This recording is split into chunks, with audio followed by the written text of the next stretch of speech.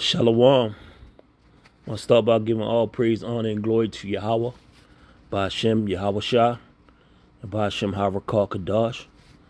Double honors goes to the apostles and elders of Great Millstone, and a sincere shalom goes to the elect Akim out here pushing this truth in all four corners, and truth and in sincerity. Another video about to drop, but this time I got a news clipping. Well, not a news clipping, but a news video. To start this video off, just showing, just basically showing how and why we signed cry for Yahweh Shah to come back, because the times we in bad times. Being a watchman, seeing from the forest fires over in California, from how these kids conducting themselves with no respect. This what this particular video going into. Got a guy. I'm just gonna get into the clip.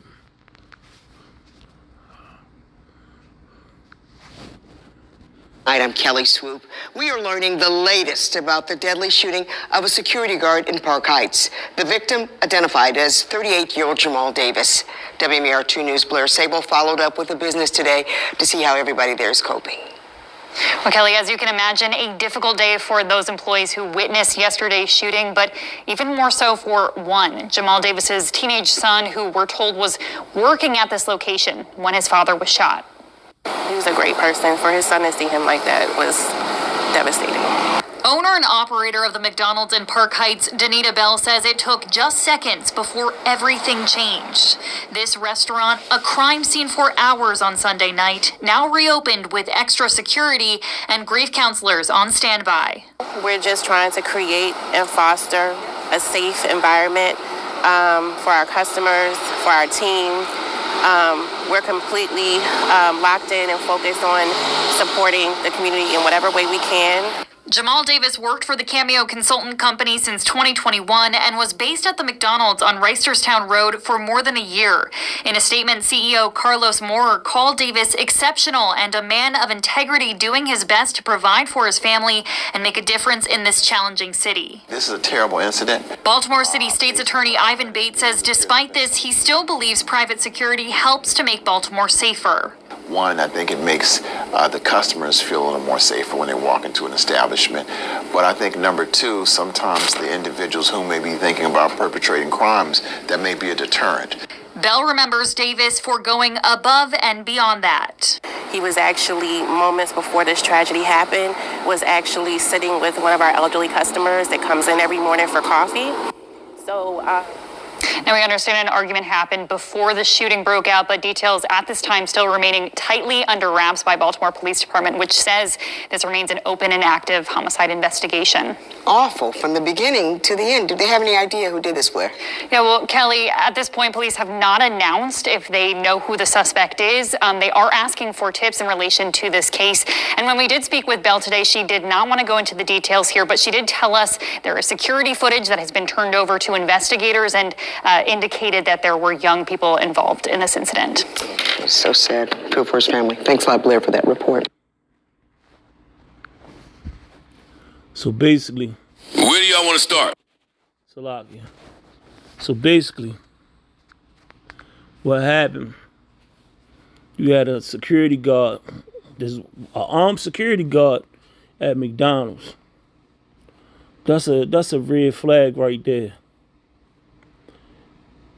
And he was having some issues with some kids. I don't know. I mean, a 38-year-old man.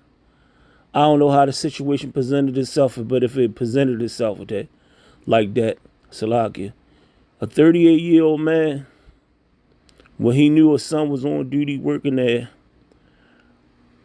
I would think he would use some kind of discernment and de-escalate the situation, knowing that his kids work there. I don't know how it transpired, but I looked at another news clip when it said he was shot with his own service weapon. But anyway, with that being said, and also they were saying it was a young kid who shot him. And these kids out here, man, they disrespectful. They disrespectful. They rebellious. They don't have no regard for life. I don't know about in brother cities, but in this city, you hated on if you have on a uniform, whether that be a post office worker, a transportation worker, a police officer, a firefighter, even to working for the city government. You hated on if you have on a uniform. So that's a strike against you. And this man was working armed security in McDonald's. You know, that's in a horrible part of Baltimore. You know, and man, these kids don't have no regard for life, regard for nothing. They hopeless, man. I mean, and hell, I mean, at one point in time, in my life, I was hopeless as well. But the Wadi Yahweh Shem Yahweh Shah, I'm not trying to make this about me, but I mean, yeah, but I'm still gonna get a little praise for delivering me from that. You know, like that's we all so-called Blacks, Latinos, and Native Americans, the Israelites. That's the Lord chosen people. We all need Yahweh Shah in a drastic way. Like we need Yahweh Shah like yesterday, like last month, like last year. We need him to get things right, man. And that thing we ain't gonna get right until that those in prophecies get fulfilled. Yahweh Shah come back and shake this place up, man. But I'm drop a couple precepts about these two bad ass niggerly kids. This Second Esdras 5 and 8. There should be a confusion also in many places. I mean, it's confusion going on all over the place. All over the world is all kind of confusion going on. And the fire shall be offset out again.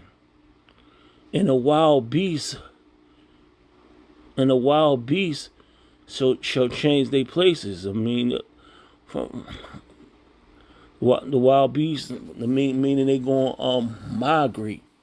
They gonna migrate from that fire that's set off. And menstruous women shall bring forth monsters. And how they gonna bring forth monsters? Through birth. You know, and when you let's go into definition of this word monster.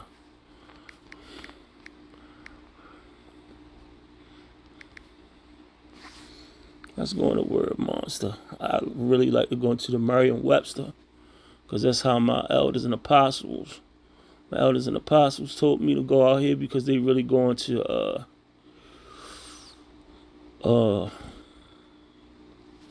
they go into detail. Shit, I didn't want that. I try to click this damn thing off. Let's look at these definitions. Nah, I think I want the adjective. Nah, not that one.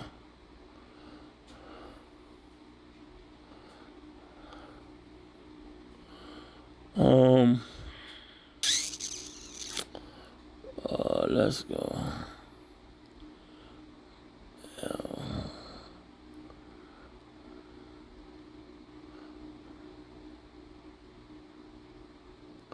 One who deviates from normal or acceptable behavior or character. Here we go. one who deviates from normal or acceptable behavior or character. Now, let's talk about it, because people will say, man, kids can't be monsters, but this definition right here says one who deviates from normal or acceptable behavior or character. And that's the action of a lot of these degenerate runts out here right now. They deviate from normal or acceptable behavior or character, man. They act like, back when I was growing up, it was the elderly was saying, like, I don't know about this generation. Y'all don't have no respect. Y'all lazy. Y'all don't do this. Y'all don't do that. And I couldn't understand it. I ain't see it. But I'm a person that's a little older. I mean, I done seen through the Spirit of the Lord. I done seen supposedly 48 years of life, and it ain't no hope out here. These kids are terrible. The females and the males. Ain't nobody checking them. They out of order.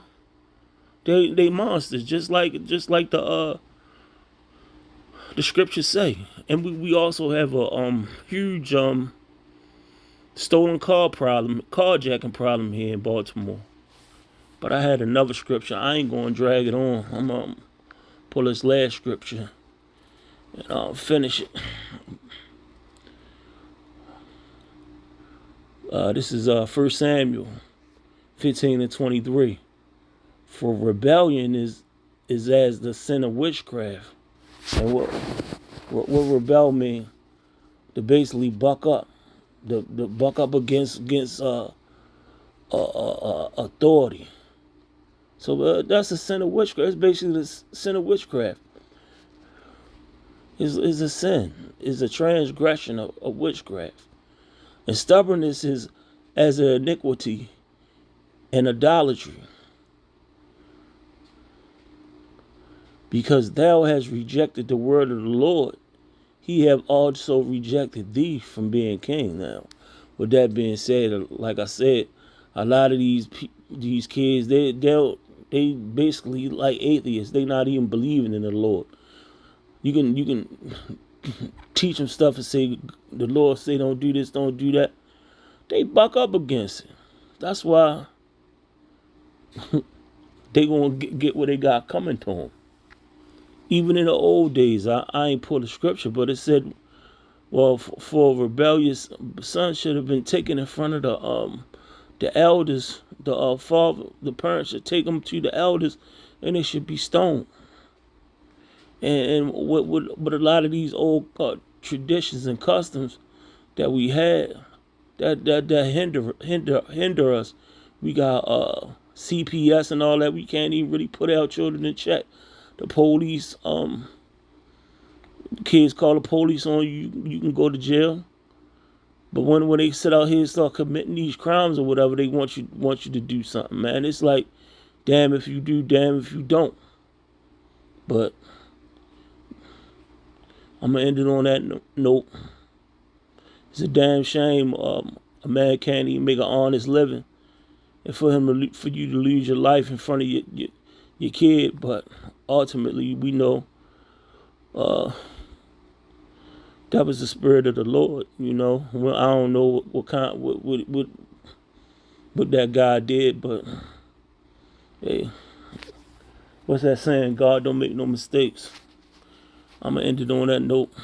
Hopefully, this video was edifying. Shalom.